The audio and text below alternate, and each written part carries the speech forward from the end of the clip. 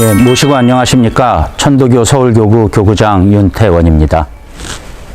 2021 함께하는 종교문화순례에 오신 것을 환영합니다. 지금부터 천도교 봉황각에서 함께하는 종교문화순례에 대해서 소개해 드리도록 하겠습니다. 예, 요즘 젊은 분들이 천도교라고 하면은 많이 생소할 것으로 압니다. 천도교는 1860년에 수은 최재우 선생님께서 동학이라는 이름으로 창명을 한 우리나라 고유의 민족 종교입니다. 수은 최재우 선생님께서 동학을 창명하셨는데 대부분의 종교는 창도라는 말을 씁니다.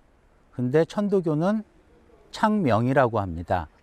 그러니까 어느 종교를 창시하는 분께서 본인이 깨우쳐가지고 돌을 깨우쳐서 만들어진 종교가 아니라 그 이전부터 있던 진리를 수은 최재우 선생님께서 밝혀내셨기 때문에 창명이라고 합니다. 그때 밝혀내신 것이 시천주 사상입니다.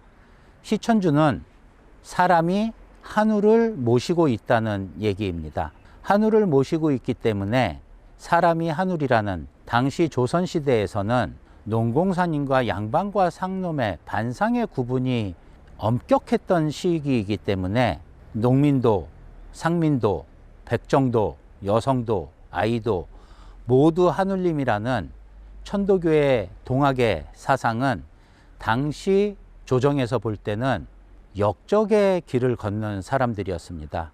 그래서 실제로 수은 최재우 선생님은 사람이 하늘이라는 것을 깨닫고 나서 집에 있던 여노비 2명을 한 명은 며느리로 삼고 한 명은 딸로 삼습니다.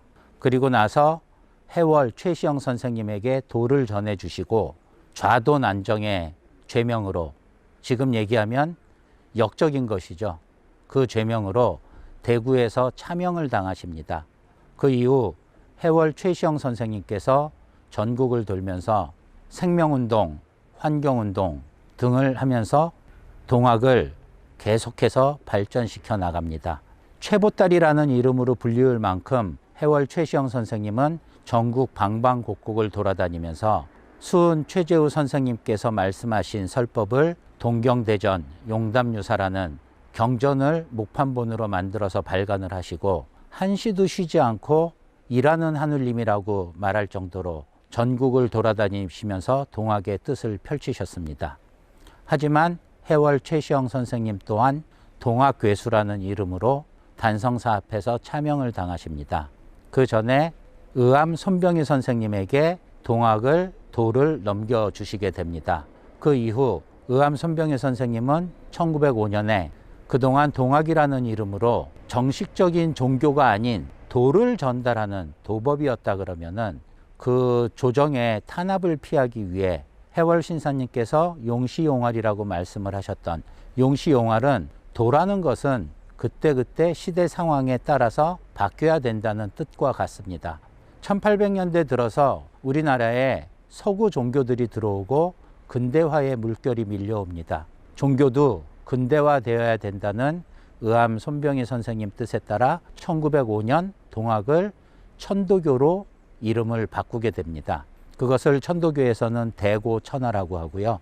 그 이후로 천도교라는 이름으로 근대 종교의 이름으로 바뀌어가면서 종교적 활동을 하게 됩니다. 천도교는 천도교라는 이름으로 바뀌어서 근대적 활동을 하면서 제일 먼저 한 일이 국권을 찾기 위한 3.1 운동을 진행했었습니다. 그 이후 문화활동을, 대국민 계몽활동을 열심히 하게 됩니다. 가장 대표적인 것으로는 개벽사를 운영하면서 여러분들이 잘 알고 계시는 잡지, 개벽, 어린이, 농민, 신여성, 여성, 별공곤 등 1920, 30년대에 학생들이면 모두 알고 있을 만한 잡지들이 모두 천도교에서 나옵니다. 하지만 의암 손병희 선생님은 그렇게 많은 잡지와 출판물들을 내면서 천도교에 대한 교리교사를 소개하지 않고 오로지 국민들의, 시민들의 계몽운동에만 치중을 하셨습니다. 그리고 교육사업에도 많은 관심을 갖고 당시 보성학교, 중앙학교, 고려대학교, 동덕여대, 덕성여대 전부 다 천도교가 운영하던 학교들이었습니다. 그리고 손병희 선생님의 셋째 사위인 방정환 선생님께서 해월 신사님 때부터 어린이를 때리지 마라, 어린아이를 하늘님 대하듯 하라는 교리에 맞춰서 어린이 운동을 시작했습니다.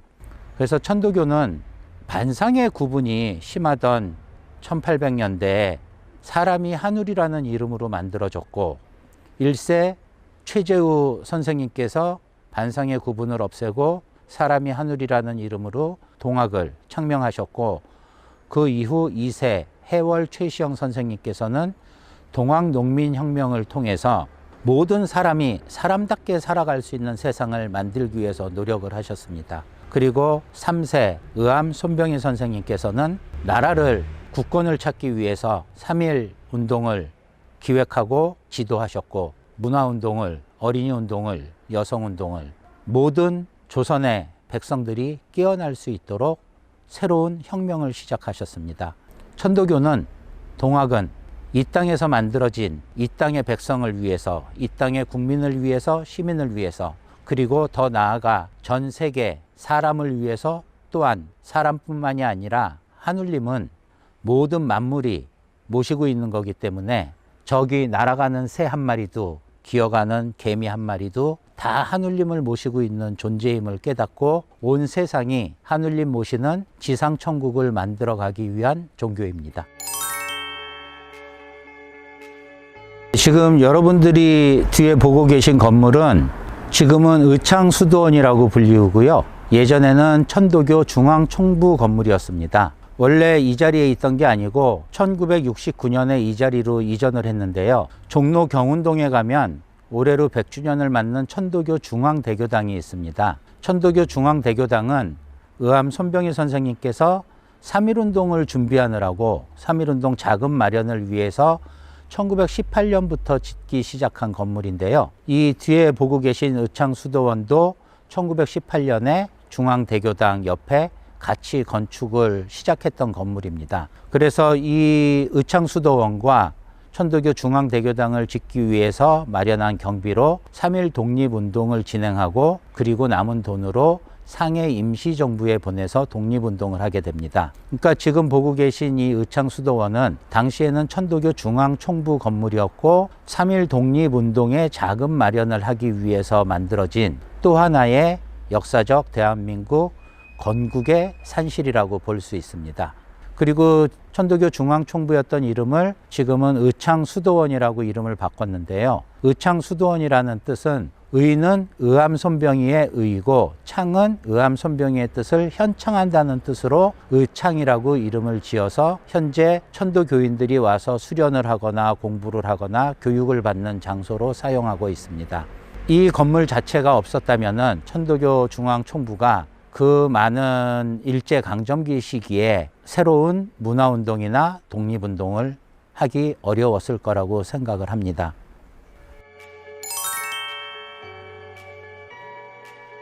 예, 지금 보시는 곳이 봉황각입니다. 이 봉황각은 강북구에 위치하고 있는데요. 강북구 슬로건 중에 하나가 대한민국 건국의 요람입니다. 사람들이 많이 의아하게 생각하죠. 왜 강북구가 대한민국 건국의 요람일까? 바로 이 보시는 봉황각이 있기 때문입니다. 이 봉황각은 3.1 독립운동의 정신적 발원지이자 산실입니다. 1910년 경술국치 때 의암 손병희 선생님께서 10년 안에 우리나라를 되찾겠다고 말씀을 하셨습니다. 그리고 나서 의친왕과 함께 1911년에 이곳 우이동을 찾습니다. 이곳 우이동에서 미래를 하시는데, 당시는 저 위쪽에 지금은 현재 도선사인데 도선암과 밑으로 초가집 몇 채만 있던 아주 심산유곡이었습니다. 이 심산유곡에서 의친왕과 함께 미래를 나누신 손병희 선생님께서는 그 해에 이곳 봉황각 부지를 매입을 하게 됩니다. 그리고 나서 1912년에 이곳에 이 봉황각을 짓습니다. 봉황각을 지은 이유는 민족 지도자 483명을 지도하고 교육하기 위해서였습니다. 그래서 천도교, 당시에 동학이 1905년에 천도교로 바뀌게 되는데 1894년에 있었던 동학농민혁명에서 두목들이 많은 분들이 희생이 됐고 남은 분들이 이곳에 와서 천도교인으로서 다시 교육을 받고 3.1운동을 준비하게 됩니다.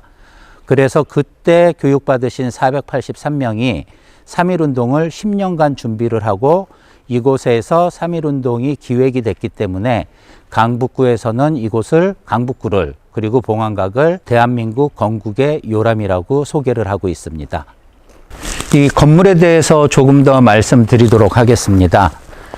이 건물은 외관으로는 일반적인 한옥 모양을 하고 있고 안으로 들어가면은 궁궐 형식을 하고 있는 팔짝형 건물입니다. 이 건물은 앞에서 보면 모르겠지만 위에서 보게 되면은 을자 형태를 갖추고 있습니다. 그것은 천도교의 상징인 궁을기를 대표하는 모습인데요. 저 처마 끝에 보면은 처마 끝에마다 동그란 문양들이 있습니다. 그게 궁을장 모양이고요. 천도교의 상징 조형물입니다. 그리고 이곳 이름을 봉황각이라고 지은 이유는 천도교를 당시 동학을 창명하신 수은 최재우 선생님께서 시문에 많은 글을 쓰셨는데 시문에 봉황이라는 얘기가 많이 나옵니다. 그리고 의암 손병희 선생님께서 이곳에서 수련을 교육을 받으시는 분들이 봉황 같은 사람이 돼서 나라를 다시 찾기 위한 그런 의미에서 봉황각이라고 이름을 짓게 되었습니다. 그래서 이곳은 앞에는 대청이 있고 그 위에 봉황각이라고 쓴 글자는 오세창 선생님이 쓴 글씨고요. 그리고 왼쪽으로 방 하나가 있고 뒤쪽으로 방 2개가 더 있습니다. 그리고 일반 가옥에서는 보기 힘든 이게 하나의 이름은 봉황각이지만 저쪽 오른쪽으로 보면 강선루라는 누각이 있습니다. 그래서 하나의 봉황각이라는 건물이지만 강선루라는 누각과 함께 2개의 건물이 하나로 합쳐진 특이한 당시로서는 일반 한옥에서는 사용하지 않는 건축 양식이라고 볼 수 있습니다. 그리고 이 건물 외에 당시에 여기에 12칸의 학숙이 더 있었다고 합니다. 그러니까 7차례에 걸쳐서 483명을 교육하다 보니까 많은 공간이 필요해서 12칸의 학숙이 있었는데 3.1운동이 끝나고 나서 12칸은 전부 다 철거를 했다고 합니다. 이상 건물에 대해서는 설명을 마치도록 하겠습니다. 예, 이 봉황각이 3.1운동의 산실이라고 말씀을 드렸는데요. 3.1운동의 주역 33인 중에 15명이 천도교인입니다. 그 중에 동학혁명 때 두목을 하셨던 분들이 절반이 있으십니다.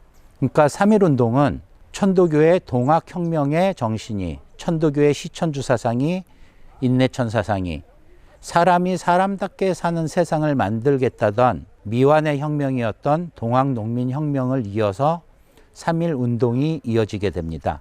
현재 학계에서는 3.1운동보다는 3.1혁명이라는 얘기를 써야 된다고 주장을 하고 있습니다. 그래서 이 봉황각은 동학농민혁명과 3.1운동을, 3.1혁명을 연결하는 가장 중요한 역사적 건물이라고 볼 수 있습니다. 예, 아까 천도교 3세 교조이신 손병희 선생님에 대해서 잠깐 말씀을 드렸었는데요. 손병희 선생님은 청북 청원군 분이십니다. 젊어서 동학에 입도해서 올라오시고 동학혁명 때는 북접 통용을 하셨습니다. 하지만 북접 통용을 하면서 동학농민혁명이 미완의 혁명으로 끝나는 것을 보고 많이 안타까워하셨고 천도교의 제3세 교조가 되셔서는 나라를 찾겠다는 일념으로 이 봉황각을 세우고 전국의 교역자 483명을 교육을 시켰습니다. 하지만 안타깝게도 3.1운동도 미완의 혁명으로 마치고 나서 일제에 잡혀가셔서 서대문 형무소 계시다가 병이 깊으셔서 그 이듬해 나와서 환원하시게 됩니다. 그때 병수발을 하시던 수의당 주옥경 종법사님이 계십니다. 의암 손병희 선생님의 내수도인데요. 내수도는 지금 저희 말로 부인, 집사람 그런 뜻입니다. 손병희 선생님하고 주옥경 사모님은 부부셨고요. 의암 손병희 선생님의 사모님이셨던 주옥경 사모님은 호가 천도교에서는 남자는 호, 도호, 여자는 당호를 받는데 주옥경 사모님의 당호는 수의당입니다. 수의당이 무슨 뜻이냐면 지킬 숫자에다가 의암 손병희 할 때 뜻의자, 의자입니다. 그래서 의암을 끝까지 지킨다는 뜻으로 당호를 수의당으로 지으셨습니다. 지금 보시는 봉황각 안의 방에서 주옥경 사모님은 손병희 선생님이 돌아가신 이후에도 민족운동, 통일운동, 여성운동을 진행하면서 이곳에 기거를 하셨습니다. 이 건물에는 의암 손병희 선생님이 쓰시던 많은 유물과 주옥경 사모님께서 쓰시던 유물이 남아 있었는데, 손병희 선생님의 고향이신 충북 청원에 의암 손병희 기념관이 생기면서 지금 당시 있던 유물의 절반 정도는 청원군 의암 손병희 기념관에 가 있고, 나머지 절반 정도는 지금 옆에 있는 건물 의창수도원 2층에 아직 보관 중입니다. 그래서 그 유물들이 이곳에도 의암 손병희 기념관이 다시 건립돼서 손병희 선생님의 그 높은 뜻이 젊은 여러분에게도 꼭 전달되어지기를 바랍니다. 여러분이 보고 계시는 뒤의 묘소는 천도교의 제3세 교조이신 의암 손병희 선생님의 묘소입니다. 잘 아시는 것처럼 손병희 선생님은 1919년 3.1운동 민족대표 33인의 대표셨습니다. 3.1운동이 끝난 후 민족대표 33인은 태화관에서 만세를 부르고 일제 경찰에 의해서 모두 체포됩니다. 일제에 의해서 재판을 받는 과정에서 1920년 10월 손병희 선생님은 징역 3년형을 받게 됩니다. 하지만 수감 생활 중 많은 고초와 고문을 겪으시면서 병보석으로 가석방되어서 동대문에 있던 상춘원에서 요양을 하시게 됩니다. 하지만 연세도 있으시고 갖은 고초를 겪으셨기 때문에 1922년 5월 19일 상춘원에서 환원을 하시게 됩니다. 의암 손병희 선생님께서 환원하시기 얼마 전 1921년에는 천도교 중앙대교당이 완공이 되었고, 1922년 천도교 중앙총부가 완공이 되었지만 손병희 선생님은 그곳에 들어가시지 못하고 환원하신 이후 그 장소에서 영결식을 진행하게 됩니다. 손병희 선생님의 영결식 이후 이곳 우이동까지 많은 장례 행렬이 시민들과 함께 오게 됩니다. 그 이후 1962년 정부에서는 손병희 선생님의 공원을 기려 국가훈장 대한민국 건국장을 수여하게 됩니다. 지금 이곳에 누워 계시지만 손병희 선생님은 1910년 경술국치 때부터 이 나라의 국권을 찾기 위해서 봉황각을 짓고 교역자를 양성하고 3.1운동을 주도하고 문화운동을 주도해 우리나라가 대한민국이 전 세계에서 가장 강력한 문화국가가 되는데 많은 정성과 노력을 기울이셨습니다. 봉황각하고 의창수도원 그리고 손병희 선생님 묘소를 함께 돌아봤습니다. 여러분들한테 좀 더 많은 역사적 사실과 의암 손병희 선생님의 높은 뜻을 말씀드렸으면 했는데, 더 하고 싶은 얘기는 많지만 오늘은 여기까지 하고 다음에 다시 좋은 기회가 됐으면 좋겠습니다. 예, 함께 시청하시는 모든 분들이 종교문화 순례를 통해서 더 유익하고 더 많은 공부가 되는 그런 프로그램이 됐으면 좋겠습니다. 감사합니다.